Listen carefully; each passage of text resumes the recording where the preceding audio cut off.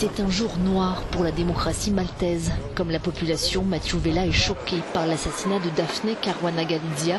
Il est rédacteur en chef de Malta Today, un des quotidiens pour lequel a travaillé la journaliste. Les gens parlent d'elle comme d'une journaliste controversée, d'une journaliste courageuse la plupart du temps, insouciante aussi.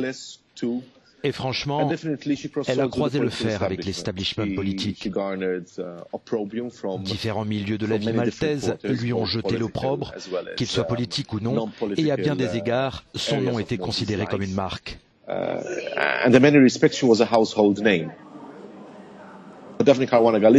Daphne Caruana Galizia a été la première à révéler l'affaire des Panama Papers.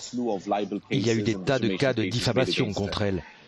Mais même un an après les Panama Papers, Daphne Caruana Galizia écrivait encore des articles concernant les fuites de l'unité d'analyse du renseignement financier de Malte. Il s'agissait de vérifications dans une banque privée de Malte et des allégations de pots de vin et de blanchiment d'argent portant sur l'establishment politique maltais. Les accusations étaient si graves que le Premier ministre a ordonné une enquête et elle est toujours en cours aujourd'hui. Comment une telle attaque peut-elle se produire en 2017 dans une démocratie libérale, dans un pays de l'Union européenne? Le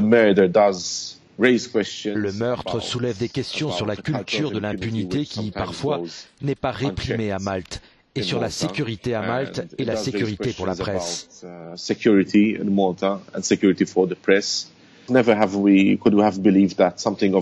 Nous n'aurions jamais pu croire que ce genre de choses de style mafieux pourrait arriver à une journaliste, surtout une journaliste scrupuleuse qui a couvert des sujets très importants.